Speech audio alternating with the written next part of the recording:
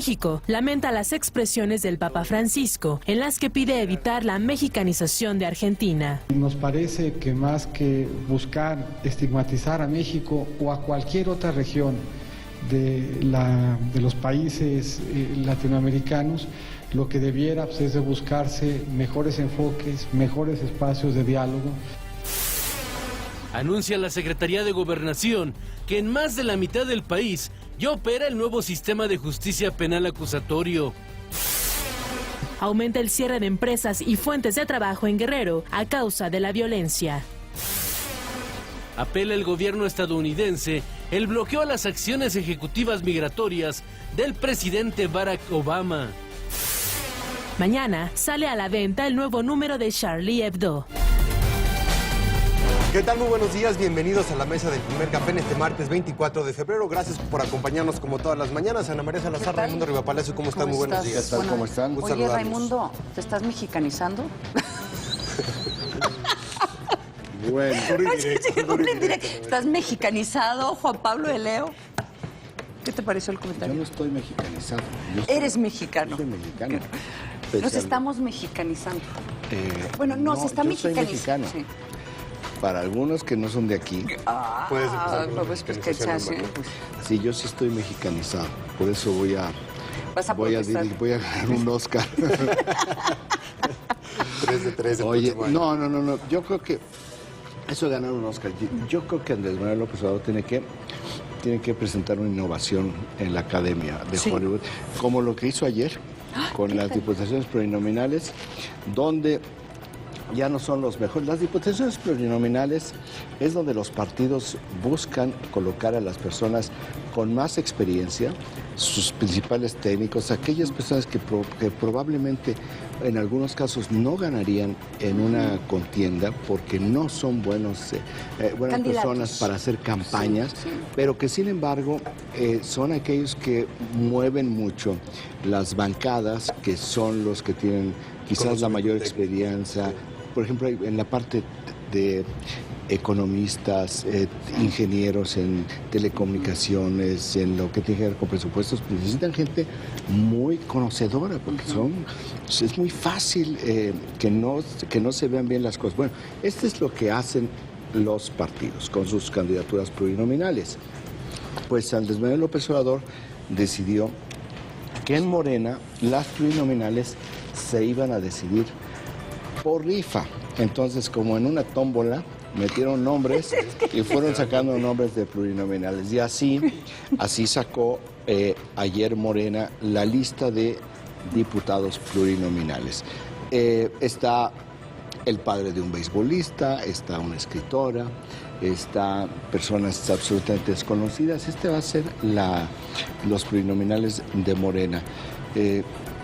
Interesante la bancada que va a tener, no sé qué es lo que vayan a hacer, y definitivamente pues ya veremos ahí pues la calidad del trabajo legislativo de Morena, o quizás no hay un interés de Morena por parte del trabajo legislativo, sino como ha sido mucha la técnica o la táctica de Andrés Manuel López Obrador, más táctica que técnica, es la fuerza de las calles lo que empuja y cambia las cosas dentro de las cámaras. ¿Tiene algún valor la tómbola? ¿Tiene alguna bondad el hecho de hacerlo vía tómbola, a diferencia de cómo lo hacen los demás partidos? Pues es divertido, la tómbola es divertido. Lo que pasa es que si tú lo que quieres es tus mejores cuadros, lo que representa esta tómbola es una falta de respeto a lo que es el trabajo parlamentario.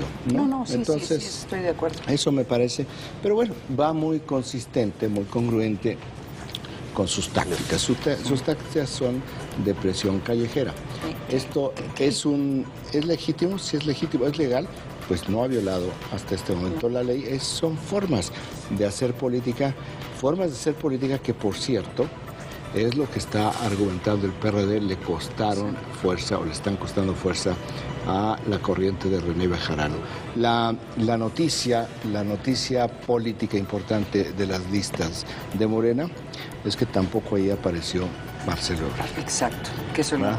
Pues cada vez Marcelo Ebrard se queda más solo en esta Siberia política. Y si iba a ser por tómbola, no podías meter tú a Marcelo Ebrard, obviamente, porque no podías decir Marcelo Ebrard sí y todos los demás van con rifa.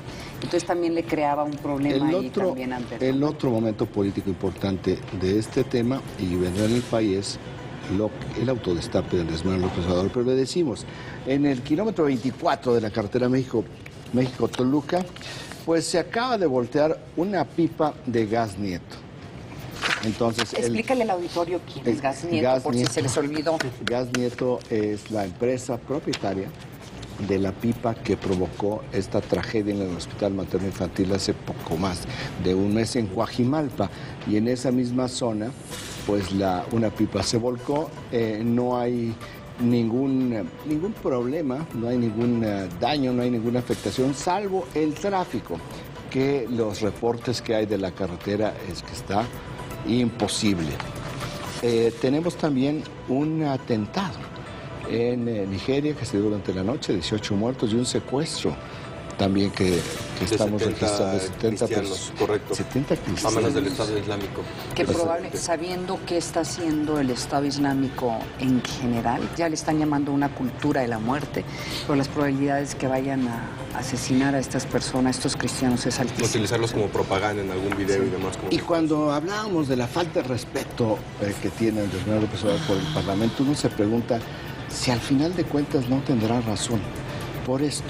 En los momentos que se vive, están parados los diputados en una discusión con el Sistema Nacional de Anticorrupción. Lo que se esperaba que iba a ser aprobado entre martes y jueves, pues hoy existe el riesgo de que se aplace, y cuando se aplacen este tipo de cosas, quién sabe cómo salgan, si es que salen. Y el punto de discordancia, no sé si sabes cuál es, tiene que ver con quién va a tener... Vamos a hablar de eso más tarde. Sí, okay. Pero para no detenernos en algo que vamos a tener más adelante. El PAI informativo de la agencia Intélite tiene 32% de los impactos.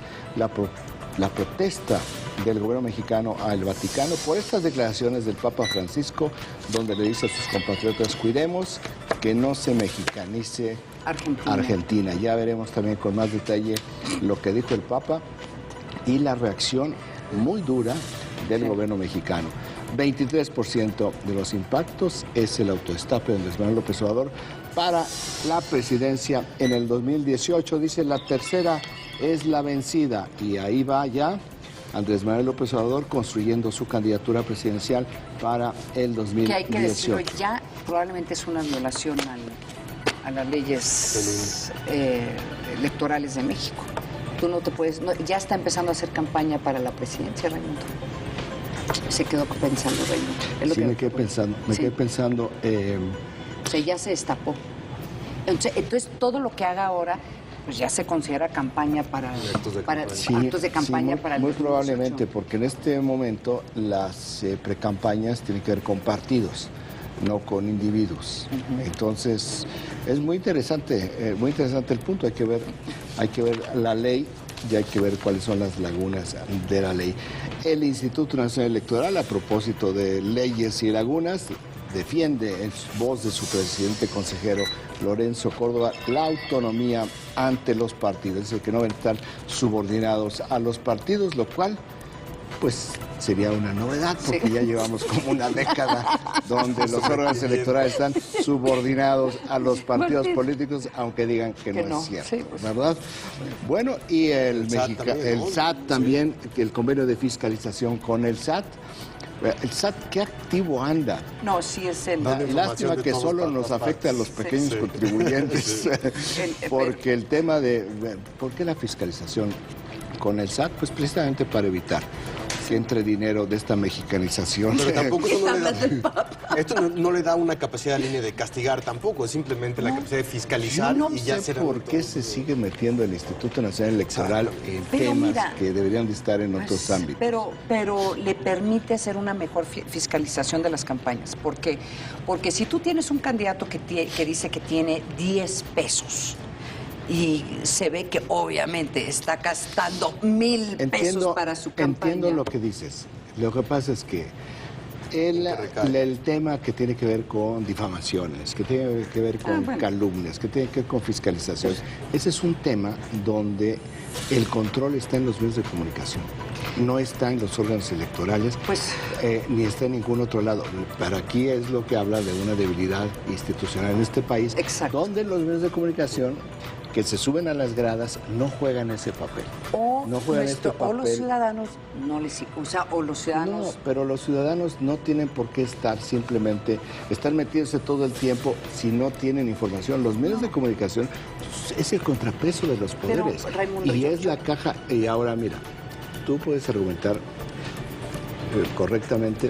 Yo te diré, lo que te estoy diciendo no es el hilo negro. No. Es lo que hacen en todo el mundo, en todas las democracias robustas, los medios de comunicación juegan el papel de impedir que haya abusos por parte de los actores políticos. Pero ¿cómo lo impides? ¿Por qué? Porque lo publicas. Y se supone que en teoría, una vez que los publicas, debería haber un costo político.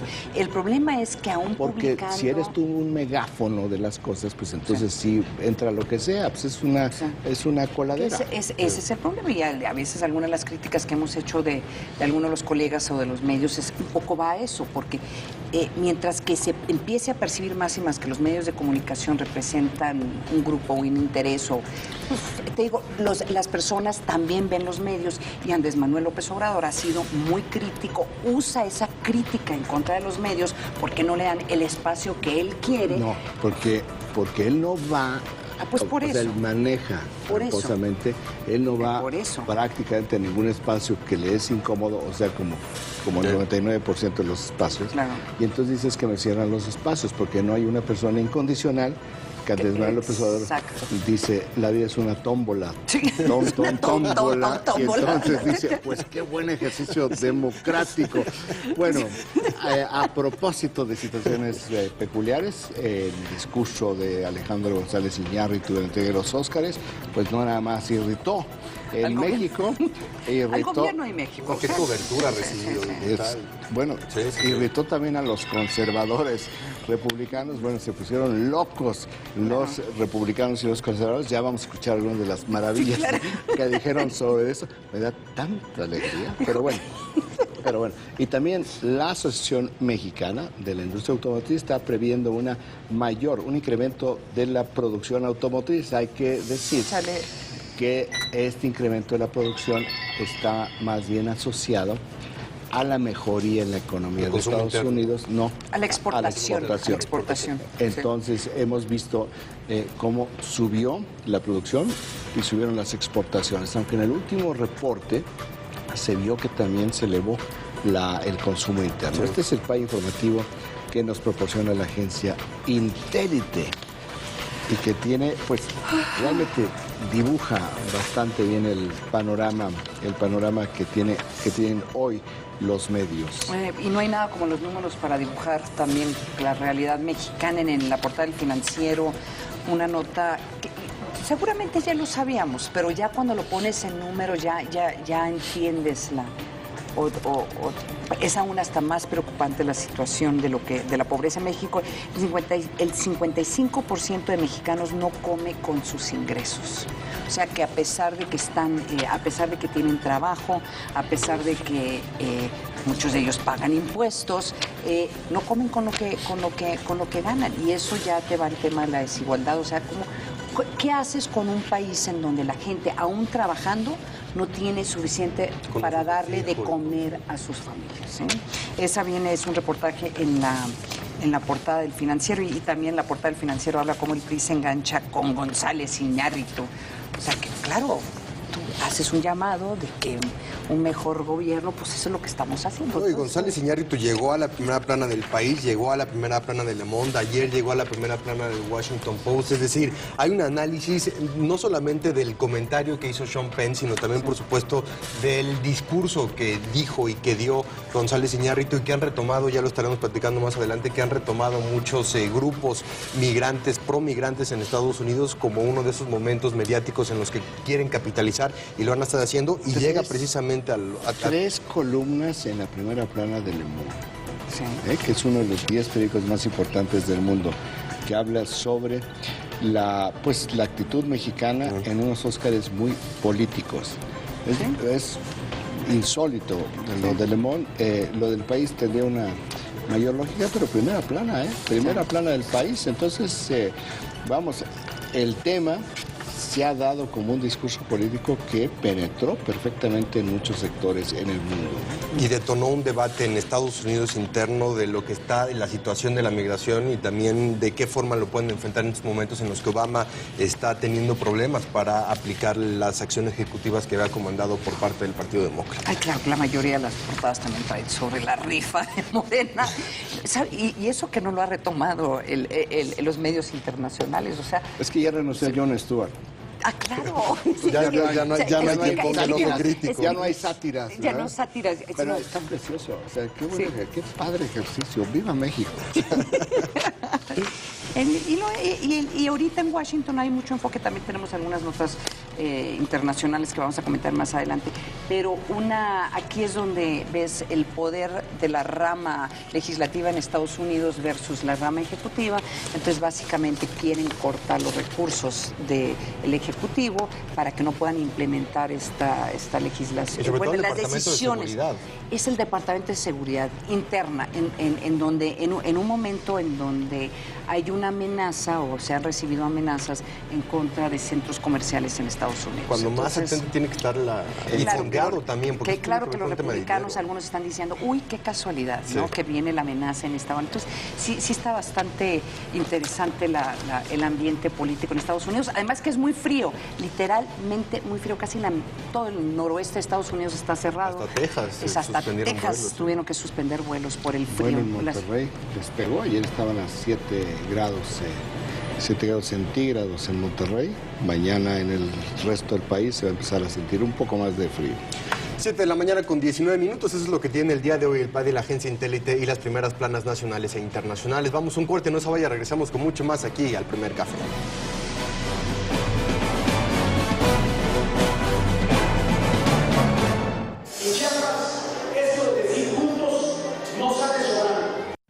Las familias merecen empleos bien pagados que ayuden a cimentar su crecimiento y el desarrollo económico del Estado. Cumplir esta expectativa obliga a los representantes populares a escuchar a la gente para gestionar mejor los proyectos. El senador Luis Armando Melgar sostuvo una reunión de trabajo con sectores productivos y sociales de la región Norte Selva.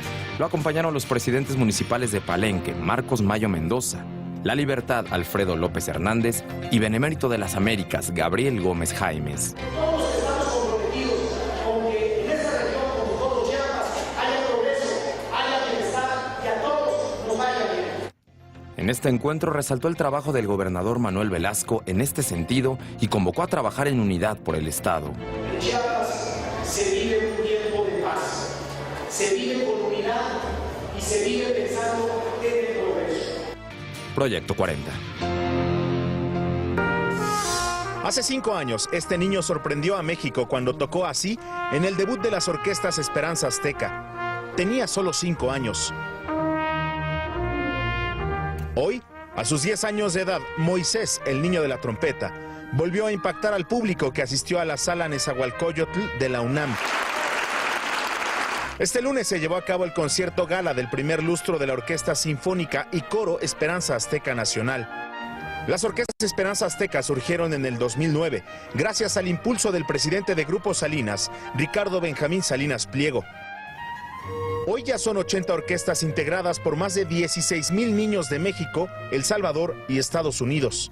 Esperanza Azteca, como proyecto, ha proporcionado a miles de niños las herramientas para que construyan de una mejor manera su propio futuro, con responsabilidad y con solidaridad, para contribuir así al desarrollo de sus comunidades. La Orquesta Esperanza Azteca Nacional está integrada por los niños más destacados de todo el país. Hay músicos de 29 ciudades, El Salvador y Los Ángeles. Es un proyecto en el que creemos, vamos a seguir impulsando y vamos a seguir empujando. En la Ciudad de México tenemos la meta de tener 16 de estas orquestas, un compromiso ya con la fundación del Grupo Salinas. Así, las orquestas Esperanza Azteca siguen creciendo y formando mejores seres humanos por medio de la música. Jorge Muñoz.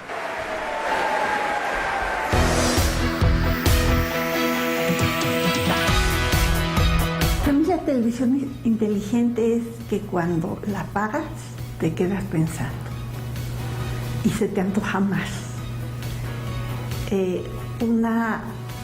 Una televisión donde hay programas con sentido de humor, pero que no son banalidades, no son vulgaridades. Digo, no es que yo sea fresita, me puedo reír del sexo y de muchas otras cosas, pero que sea sutil.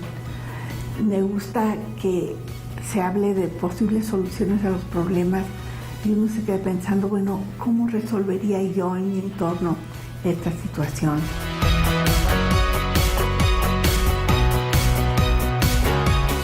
Durante 9 años, Proyecto 40 ha luchado por ser la voz del cambio. Además de ser una televisión inteligente, es una televisión diferente. Su tarea es construir conciencia. Hay que ver que lo que vas a contar sea interesante, inteligente. Sigo creyendo que nosotros somos los que vamos a hacer el cambio. 9 años, gracias a ti, que crees en un México libre, con entretenimiento inteligente. Lo que más quisiera lograr con mi trabajo es que las personas tengan un poquito más de conocimientos, que los proyectos que les dan los saquen adelante. Al ver un proyecto productivo que está funcionando y que está dejando dinerito a la gente, pues ahora sí que todos quieren participar, ¿no? La Cruzada Nacional contra el Hambre para nosotros es algo que nos vino a cambiar la vida. Cruzada Nacional contra el Hambre. 2 años cumpliendo. Mover a México. Gobierno de la República.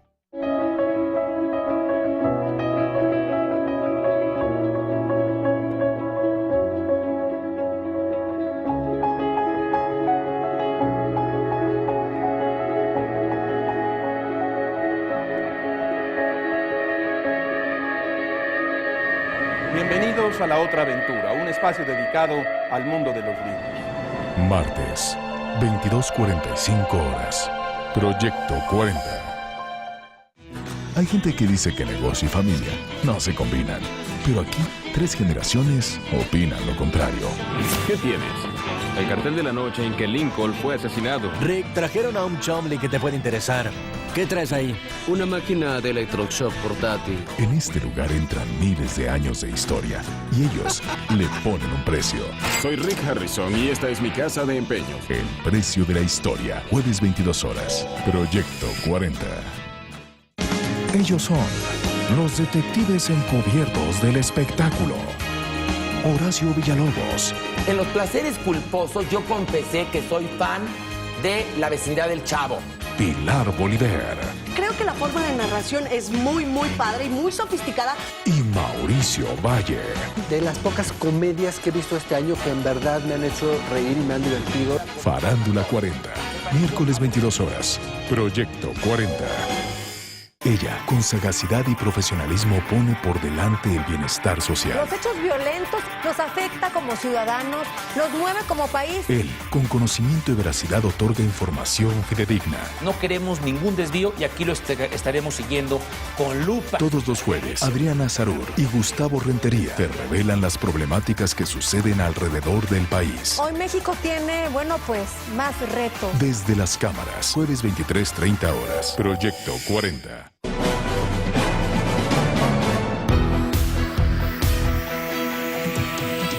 Una televisión inteligente en México buscaría mucho el tema del equilibrio.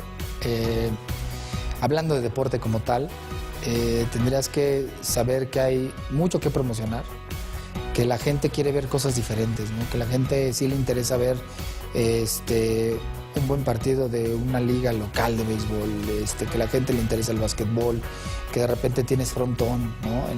Un buen frontón en estados, que hay mucha gente que sigue Lima Lama, ¿no? De repente tienes eventos donde hay más de 2,000 papás viendo a sus hijos, ¿no? En Lima Lama, desde las categorías pequeñas. Que la gente quiere saber cómo se hace un deporte, por qué se hace un deporte y dónde inclusive lo puede practicar, ¿no? Porque es un tema de salud. Y México expresó su preocupación ante la postura del Papa Francisco sobre el tema del narcotráfico.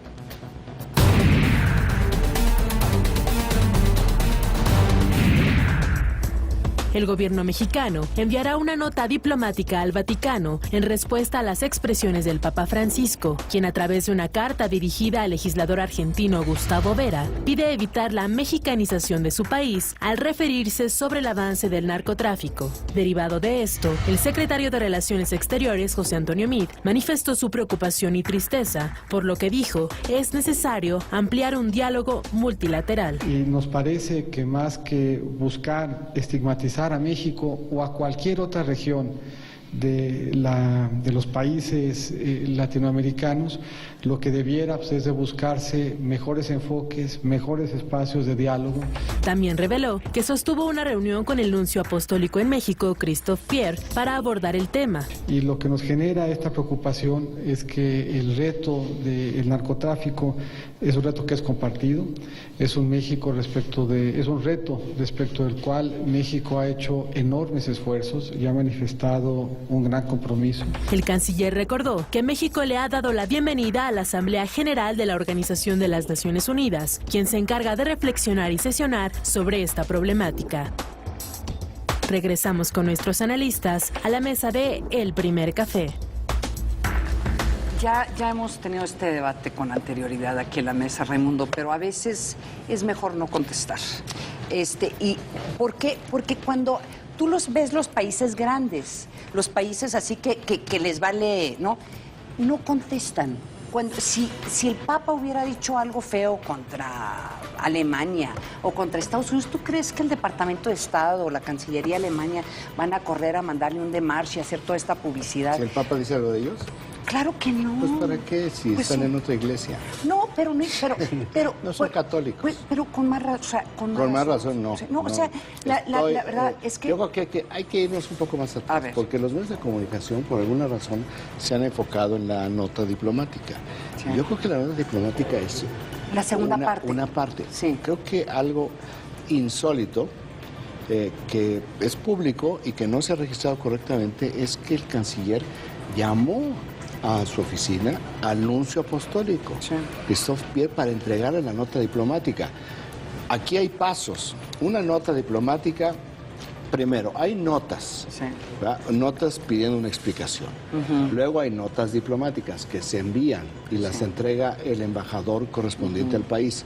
Pero ya cuando te llaman al embajador, que eso es lo que es el nuncio apostólico, el embajador del Vaticano, lo llaman, hablan con él y le entregan la nota diplomática, la situación sí está en un nivel que no es 10%. No. Estamos no en el punto de la ruptura de relaciones diplomáticas, ni mucho menos, pero sí estamos en una situación de alta tensión. Y lo que está reclamando la Cancillería mexicana quizás tiene que ver con, tiene que ver directamente con el mensaje, con el estigma, el estereotipo del mexicano. Antes era la colombianización de hecho, ese es un buen ejemplo, es la mexicanización. Es decir, mira, Colombia dejó en un momento, porque es que hay realidades. Pero ¿qué es la colombianización y qué es la mexicanización? Distraigamos ahorita en Colombia. No, a ver. Regresemos a la parte mexicana, que son los estereotipos. La forma en la cual ataja directamente al Papa no es por lo que puedan pensar en Argentina, es porque si tú tienes una sociedad donde el 85% de los mexicanos son católicos, donde la iglesia sigue siendo, junto con el ejército, las dos instituciones a las cuales más respeto y veneración le tienen la gran mayoría de los mexicanos, pues entonces lo que diga la Iglesia Católica o el jefe de la Iglesia Católica, tienes que entrarle y tienes que matizarlo, porque además si nosotros vemos el comportamiento de la jerarquía eclesiástica a lo largo de los últimos 5 meses, tú lo que ves es una participación muy activa por parte de la Iglesia, y no hay que olvidar que el propio nuncio apostólico, si mal no recuerdo, el 19 de diciembre pasado, me puedo equivocar por el día, pero fue en la penúltima semana del año pasado, fue a oficiar una misa a la Normal Rural de Ayotzinapa. Entonces, tenemos jerarquía eclesiástica que ha tomado una posición muy clara. tenemos, y eso es lo que refleja el correo electrónico del Papa, obispos que han estado viajando continuamente a Roma, ya han estado hablando con él, y eso es lo que motiva al Papa a haber enviado este correo electrónico. Va mi segunda pregunta es ¿por qué, si este tipo de conversaciones se asumen como privadas, las revela un amigo del Papa? Punto número 1. Segundo, ¿por qué no lo descalificó el Vaticano? El vocero del Vaticano, Lombardi, ni confirmó ni negó. Pero el impacto, el tamaño del impacto, en otras situaciones, otras cancillerías hubieran dicho, no, eso es algo desautorizado y está fuera de contexto. Aquí no dijeron absolutamente nada. Me pregunto si el Papa no quería que esto realmente se supiera. Y bueno, no lo podían hacer de una manera directa porque va mucho en el tono de 2 artículos que se han publicado en el Observatorio Romano, que es el órgano del Vaticano después de la crisis de los normalistas de Ayotzinapa. Entonces sí es muy consistente lo que dice el Papa con lo que ha venido haciendo la jerarquía. Hay que dividir, y cuando digo jerarquía son las cabezas de la Iglesia Católica, que bueno, cuando se te juntan las bases con la jerarquía, pues sí tienes un problema y sí tienes que atacarlo. Me parece que es excepcionalmente dura la reacción del gobierno mexicano. No con un démarche, no con una nota diplomática. O sea, las notas diplomáticas literalmente hace lo que estamos haciendo en este momento, en donde resalta una pataleta chiquitititita por parte del gobierno de México. Pero es que tú hablas como si México tuviera las cañoneras que te permiten hacer ese tipo de diplomacia. Pues por eso. ¿No? Entonces tú tienes 2 tipos de diplomacia. Una, la principista, que es la única que le queda a México muy devaluada, y la otra que es la que tienes a tus misiles intercontinentales. Entonces tu diplomacia puede no ser notas de protesta. Puedes decir, a ver, a mí no me vengas aquí a hablar porque ¿sabes qué? Pero ¿sabes qué? Lo que debería de haber sucedido es, sale el comentario y sí empieza a haber conversaciones no públicas en donde se empieza a preguntar, a ver, el Papa, ¿por qué está atacando? ¿Por qué ataca a México? ¿Está atacando el gobierno de México? ¿Es un ataque al gobierno? ¿Es un ataque al pueblo mexicano? El problema aquí es, cuando tú, tal vez si hubiera dicho el Papa, a ver, Argentina, tengan cuidado, no vayan a tener ustedes un problema como la que tiene México en este momento, en donde el crimen organizado controla algunas regiones del país. Pero usó la palabra mexicanización, que creo que es lo que... Sí nos afecta a todos los mexicanos. No es un tema de gobierno. Mira... yo he visto cómo maltratan a los colombianos. Y el gobierno... he visto cómo gente absolutamente inocente dice, este es el émulo de Pablo Escobar. Pero no va a ser porque el Papa lo esté diciendo. El hecho es que ya lo están haciendo. Es la tercera vez que el gobierno mexicano se tiene que enfrentar a un comentario como estos después de la de Ayotzinapa, entendiendo también la cobertura mediática que está haciendo, la nota diplomática que se le vio a Uruguay al expresidente José Mujica, este tema también del Vaticano, el tema también de Argentina. Es decir, es una constante que está ocurriendo por la información. ¿Qué hizo el presidente Mujica? Matizó. ¿Qué hizo el Vaticano? Nada. Te digo, y con matizar no importa, el comentario ya está. Lo que te estoy diciendo es que cuando tú sacas esta nota donde sale el secretario pataleando, dice, pues sí, les dolió. Ahora, en realidad, entonces le da mucho más atención en todos los medios nacionales e internacionales. En realidad yo no hago la valoración si estuvo bien o mal. Yo creo que en términos de política tenía que hacerlo. Y esto también nos lleva a una siguiente reflexión.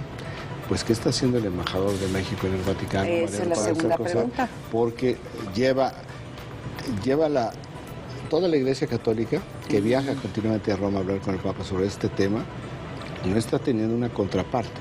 Es decir, hay un mal trabajo del embajador para irse al Consejo en el Vaticano. Para explicar lo que está ocurriendo. Y eso me queda perfectamente claro. Creo que la Cancillería mexicana lo debe tener muy claro. Yo no sé si esto vaya a tener alguna consecuencia, porque parecería que tampoco le importa al gobierno, salvo cuando pasan estas cosas. Exacto. Porque hace ya más de un mes y medio, renunció la subsecretaria para Asuntos Migratorios y Religiosos, Paloma Guillén, porque quiere ir por una diputación federal a Tamaulipas. Y el cargo está acéfalo. Entonces, si la persona responsable de llevar las relaciones día con día con la Iglesia Católica renuncia y tú no tienes a nadie, pues también te habla o de un descuido por parte del gobierno mexicano o de esto que hemos visto, estos temas, donde están totalmente rebasados, donde no están viendo cómo están funcionando las cosas, donde no se dan cuenta que esto les va a seguir creciendo si no están trabajando todos en una misma dirección. Es la primera vez que escuchamos este término, mexicanización, y esto yo creo que también va a generar y va a crear... Que lo diga el Papa, tiene un impacto muy fuerte, por eso me voy una vez más. 85% de los mexicanos, más o menos, son católicos. Sí. La voz del Papa es la voz de sus conciencias. Entonces, a lo mejor hay que escuchar al Papa. Y a lo mejor lo que está diciendo el Papa es cierto. No sé si está cierto. No, es que ese es el tema. Por eso duele, porque si hubiera dicho, los mexicanos son gordos, pues bueno, dijo el Papa que estamos gordos. No, está diciendo, la razón que duele es que refleja una realidad que están viviendo los mexicanos. Por eso duele. Bueno, eso es lo que está diciendo el canciller. Qué bueno que ya finalmente no lo oíste, pero llegaste a una conclusión, que eso es lo que dice el canciller. Veamos, veas diferentes enfoques, lo que se ha hecho. Lo que está diciendo el canciller es, oigan, es que no están diciendo las cosas amplias, pero así son. El concepto jesuita del Papa también tiene algo que ver con el tema de la pobreza. No hay duda, claro. Los jesuitas siempre han hecho la opción por los pobres. Sí. El Papa Francisco no es un teólogo de la liberación, pero su comportamiento está perfectamente claro en qué lado está, y eso es lo que ha hecho la Iglesia Católica en este país en los últimos 5 meses. Por eso yo resaltaba la misa en la normal rural de Ayotzinapa del delegado apostólico. Acabo de decir una, que dijo, los mexicanos son gordos. Pues sí, porque en México tenemos el segundo, creo que ya el primer índice de obesidad de niños gordos en el país. O sea, dolió porque está reflejando una realidad que se está viviendo en el país, por eso. 7 de la mañana con 39 minutos, vamos a un corte, no se vaya, regresamos con mucha más información aquí al Primer Café.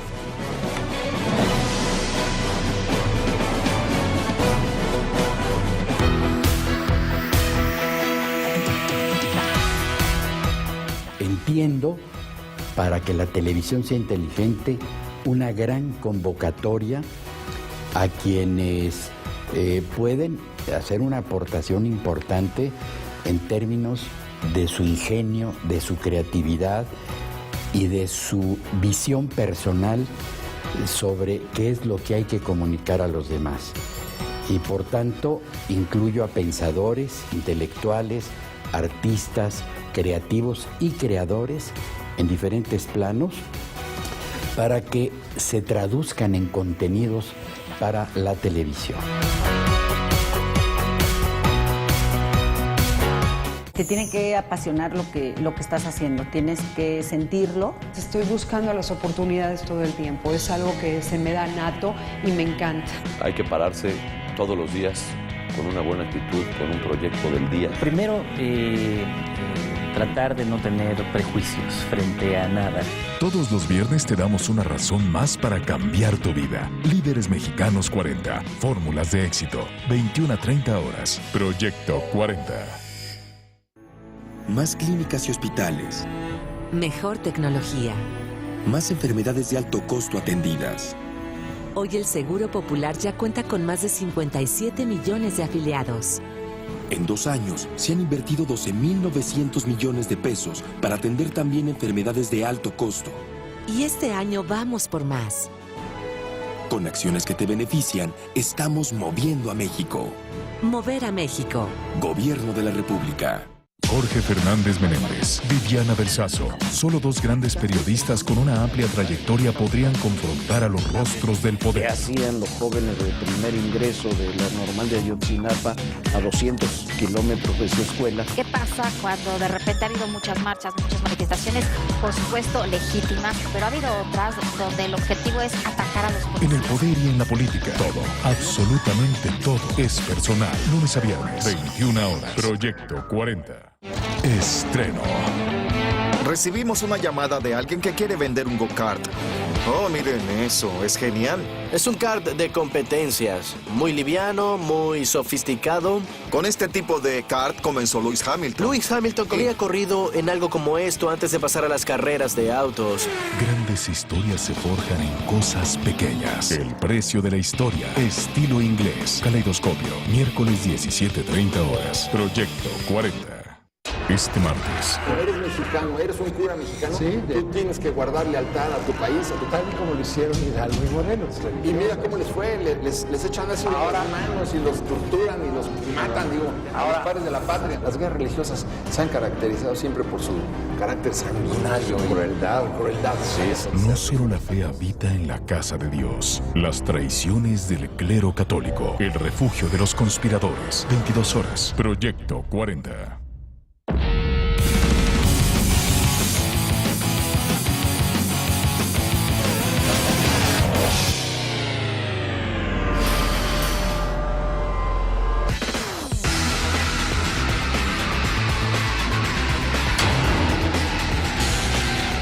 No hay nada que no puedan transformar. Los Restauradores. Viernes 22 horas. Proyecto 40.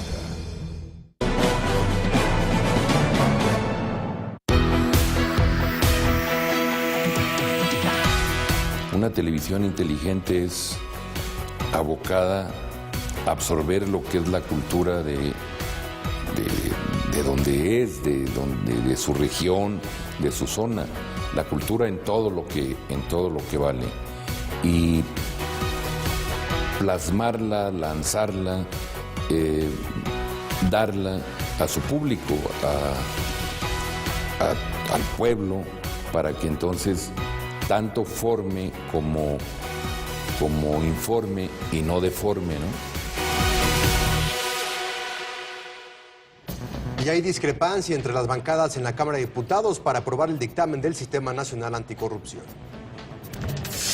No hay un consenso en torno al dictamen del Sistema Nacional Anticorrupción. Hay puntos pendientes entre las bancadas PRI, PAN y PRD. El priista Héctor Gutiérrez de la Garza afirmó que los puntos que están en debate son la ratificación del secretario de la Función Pública por parte del Senado de la República, así como el hecho de que la Auditoría Superior de la Federación se encargue de fiscalizar los recursos de los estados o municipios. El pasado 19 de febrero, la Comisión de Puntos Constitucionales de la Cámara de Diputados acordó que el predictamen para la creación del Sistema Nacional Anticorrupción estaría listo el lunes 23 de febrero para que fuera votado en comisiones el día de hoy y llevado al Pleno el próximo jueves 26. Sin embargo, las negociaciones siguen en proceso. El coordinador del PRD, Miguel Alonso Raya, reconoció que es muy posible que esta semana no se avale en el Pleno. Dijo que si las cosas caminan como hasta ahora, el día de hoy se estaría avalando en comisiones el dictamen y sería hasta el próximo jueves cuando se le dé primera lectura y hasta el martes de la próxima semana cuando se vea en el Pleno de San Lázaro. Regresamos con nuestros analistas a la mesa de El Primer Café. Bueno, siendo el tema de corrupción el más importante electoralmente, que fue uno de el tema que pues más interesó y que más subrayó el candidato Peña Nieto en su momento, el tema que se ha quejado vehementemente los panistas, pues ahí está la propuesta, no han podido sacar el borrador, la propuesta, y en parte tiene que ver, y les comento, que tiene que ver que el punto de discordancia se centra en la facultad que tendría el Senado de la República para nombrar al secretario de la Función Pública, pues el PRI mantiene la postura de que sea el Ejecutivo. Esto es según uno de los medios de comunicación del día de hoy. Entonces... Bueno, eso es la información pública, porque lo dijo un diputado, no es de un medio de comunicación, es una información general. Pero además es una declaración oficial del diputado de la Garza, ¿no? Por eso tiene un mucho mayor valor. Es la parte de los partidos políticos, ¿no? Porque durante mucho tiempo el PRI estuvo impulsando en las cámaras que el gabinete fuera aprobado por el Senado, precisamente para que las personas que fueran nombradas en encargados del despacho en las Secretarías de Estado, pues fueran personas técnica y políticamente capaces, lo y cual... que sobrevivan el escrutinio político. Sí, ahora, no estaban en ese nivel, que es segunda generación. Estaban en la aprobación para que fueran personas responsables. ¿Quiénes se opusieron? Los panistas. Sí. Entonces, los únicos que pasan por el escrutinio del Senado, pues es el Gabinete de Seguridad. Sí. No el secretario de Gobernación. Y algunos de Hacienda. Y el secretario de Hacienda. Y los embajadores. Bueno, los embajadores sí, pero no estamos hablando de embajadores y cónsules, que eso es una práctica permanente. No, estamos hablando de lo que eran las innovaciones, las modalidades. Se opuso el PAN. Ahora el PAN lo quiere y es el PRI el que se opone. Entonces, vamos, cada quien habla de la fiesta según cómo le vaya. Sí. Y al final... Cada quien defiende sus parcelas. El problema es que no tenemos una visión de Estado y tenemos visiones particulares. Sí, sí. Que el secretario de la Función Pública tiene que pasar por el Senado, desde mi punto de vista, él y todo el gabinete. Claro. No únicamente 3 o 4 miembros del gabinete, todo el gabinete, porque sí creo que esta es una profesionalización y además cada presidente designa realmente a personas que considera tienen la capacidad para esas tareas. O sea, eso es lo que yo no entiendo. No, los presidentes, y si nosotros revisamos bien, pueden designar a alguien que sea amigo de ellos. Pero no designa a un incompetente, aunque sea amigo de ellos. Sí. O sea, los presidentes, si nos vamos, los presidentes que podemos considerar los menos buenos, los más malos, no simplemente se sacan de la chistera a su cuate de la secundaria que no sabe nada y lo llevan al gabinete. No es así. Entonces yo no entiendo por qué. Bueno, sí ha habido casos, Raimundo, perdóname, en donde sacan, o sea, podemos hablar de secretarios que por ser muy jóvenes o con muy poca experiencia. Pero la lógica... Hay secretarias que ni siquiera tenían, creo que, preparatoria en uno de los sexenios pasados. Pero la lógica es quién puede hacer mejor el trabajo. Sí. O sea, esa es la lógica. Tú puedes cuestionarles y criticarles por credenciales académicas, porque por edad, pero los presidentes no mandan simplemente al amigo con quien iban en las parrandas, a menos de que el amigo que iba con ellos en las parrandas consideren que para esa función sí. Ahora, esa es la percepción que hay, que se están nombrando a personas que o que conocen sus porquerías, o personas que... Salte un poco de las percepciones y vayámonos a las partes reales, porque entonces nunca vamos a poder establecer nada. Pues entonces, lo que digo es, ¿por qué razón no quiere el PRI que el secretario de la Función Pública pase por el escrutinio del Senado? Es tan incomprensible como que el PAN no quería que pasaran los secretarios de Estado por el escrutinio del Senado. ¿Qué es lo que están diciendo? Y que al final del día pasan a legislaturas y el Sistema Nacional Anticorrupción se queda ahí atorado por eso. Y que es lo que nos están diciendo exactamente lo que dicen las percepciones, que queremos mantener esa habilidad de poder hacer nombramientos de nuestros amigos, de incapaces, de personas que me conocen los secretos y que me los puedan seguir guardando. Ahora sí, aquí ya nos vamos a las percepciones. Ahora sí, no antes. Entonces, esta que es una realidad, pues entonces empata con la percepción. Y entonces la percepción, que no es realidad, al final se convierte en la realidad porque te empuja. Y lo que sucede es que el gran tema en los últimos 30 años en el mundo es la corrupción. Es un fenómeno donde lo que se combate es la impunidad, no la corrupción, que es imposible de frenar, la impunidad. Y entonces aquí, que además estamos de lleno en el tema, de una manera que entramos, entraron las instituciones y entramos todos tirados en el suelo, se ponen en este momento a la discusión sobre ciertos aspectos que tendría que ser algo secundario. Nada, ya, sí, claro. O sea, absolutamente nada. El hecho de que el secretario de la Función Pública sea o no nombrado, o sea o no visto y analizado por el Senado, y que eso sea lo que esté deteniendo las cosas de usted. Ya tengo la solución. hagamos una tómbola. Metemos ahí varios nombres y el que salga, pues salió, por la suerte. Pues entonces tú dices, por eso decía yo hace rato, pues al final pues tienes razón, pues para como están las cosas, ¿para qué perdemos el tiempo? Tómbola. Vamos con más información. El presidente de los Estados Unidos, Barack Obama, apela para aplicar las medidas migratorias el día de hoy.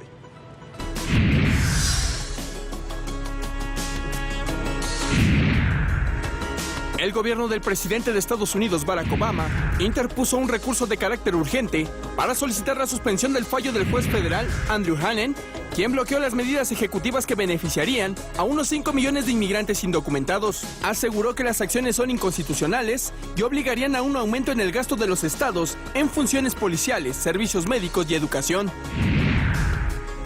Por ello, el Departamento de Justicia entregó un recurso ante una corte federal de Brownsville, Texas. El documento presentado da un plazo de 2 días al juez federal para que levante de forma temporal la suspensión interpuesta, mientras el gobierno continúa con el proceso de apelación. Además, el Departamento de Justicia aseguró que la decisión de bloquear las medidas migratorias anunciadas por el presidente van más allá de la jurisdicción del juez. Si el recurso prospera, el gobierno estadounidense podría proceder con la implementación del plan migratorio, el cual, su primera fase debía haber entrado en vigor el pasado miércoles 18 de febrero. Sin embargo, algunos expertos señalan que es improbable que el juez levante la suspensión, sobre todo si se tiene en cuenta que en su fallo del 16 de febrero se refirió al daño irreparable que sufrirían los 26 estados demandantes si se ejecutan las medidas de Obama. Regresamos con nuestros analistas a la mesa de El Primer Café.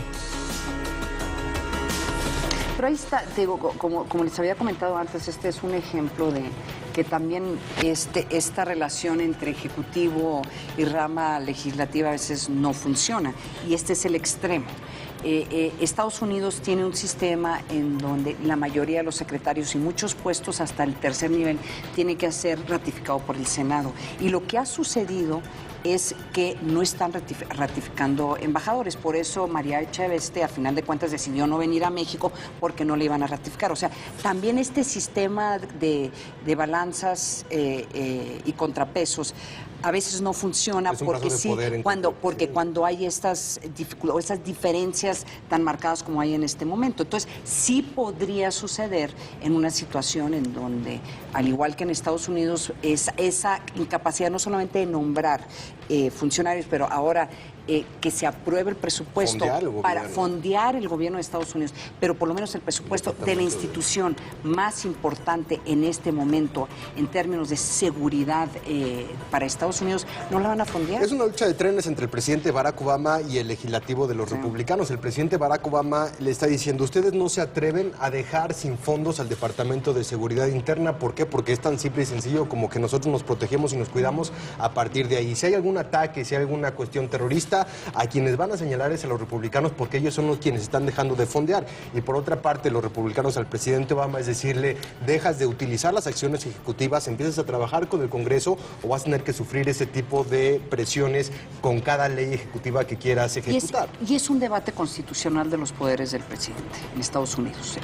Barack Obama es un constitucionalista, se asume que más o menos tiene evaluado esto, se le acusa de hacer están pensando en las elecciones en 2018. Pero es muy inteligente ligar el tema de sus acciones ejecutivas migratorias al Departamento de Seguridad, porque es ahí donde él ejerce y le mete la presión a los republicanos, entendiendo que de cualquier otra forma pueden únicamente bloquear la iniciativa, bloquear el fondeo y ahí se termina todo. Cuando lo ligas y cuando lo atas al tema del Departamento de Seguridad, entonces sí para los republicanos. Trae una sonrisa maldita, ¿viste? ¿Cuál es tu sonrisa? O sea, trae esas sonrisas que dices No, está poniendo nervioso. O sea, cuando Raimundo, entiendan amigos, cuando Raimundo sonríe, algo malo va a pasar en el mundo. No, es que lo que están diciendo me hace muchísimo sentido. El año pasado dijo Obama, bueno, pues si los republicanos no quieren, yo voy para adelante. Y se ha ido para adelante en todo. Y tú decías, está empezando en el 18. Y entonces me quedé pensando, claro, y quien está dando la batalla por los demócratas es Obama. Claro. Obama no va al 18. Pero, no tiene nada ¿qué es lo que está haciendo Obama? Está en el golpeteo permanente con los republicanos. Sí. Entonces, al primero que levanta la cabeza le dispara a Obama. Entonces, ¿qué es lo que está sucediendo? Que los republicanos están peleándose con quien no va a estar en las boletas electorales. Y mientras tanto, Hillary Clinton muy tranquila de abuela, con una nominación ya casi segura. Demócratas, los aspirantes demócratas no aparecen. Sí aparecen los republicanos, pero no aparecen los demócratas. Entonces, por eso me reía. Digo, claro, Obama se está jalando toda la marca, está peleándose con los republicanos. Quién sabe si gane o pierda, pero aún perdiendo, pues los va a dejar muy heridos para el 2018. Y en el contexto histórico le van a dar la razón a Barack Obama. No, claro, entonces, la historia le va a dar la razón. Entonces es una situación de ganar para él. Y también va a ganar la acción ejecutiva. Digo, finalmente será cuestión de tiempo, según una pelea con los tribunales, sobre todo en Texas, en los estados. Hay que ver eso, ¿eh? O sea, no sé, porque ustedes sí ven que... Es que no es tan fácil. El presidente tiene la capacidad de veto y hacer acciones ejecutivas, pero no puede abusar. O sea, es que es muy complicado el abuso. Ahora, por lo pronto iba a vetar el oleoducto Excel que fue aprobado y eso le por el permite la ley, y se lo permite perfectamente la ley. Pero no puede hacerlo en todo. O sea, aunque puede, no puede. Porque lo mandan a la Suprema Corte.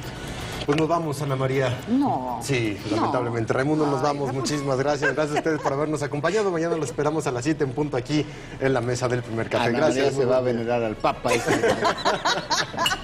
Se va a mexicanizar. Me voy a mexicanizar. Disfruta con nosotros una buena taza de café.